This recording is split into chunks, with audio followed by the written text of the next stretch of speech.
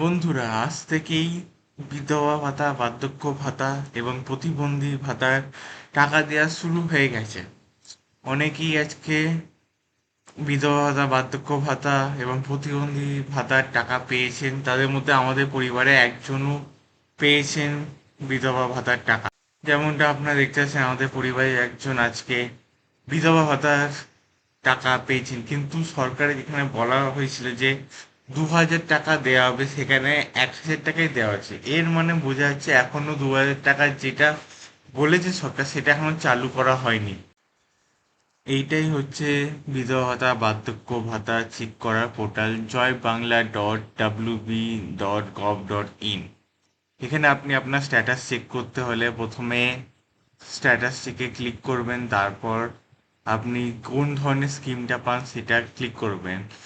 তারপর আপনারা সেটা কি দিয়ে সার্চ করতে চান, মোবাইল নাম্বার, বেনিফিশিয়ারি আইডি নাকি আধার নাম্বার, এটা সিলেক্ট করবেন। তারপর আপনার মোবাইল বা আধার নাম্বারটা দেবেন, তারপর এই ক্যাপচারটা ফিল করে সার্চে ক্লিক করবেন।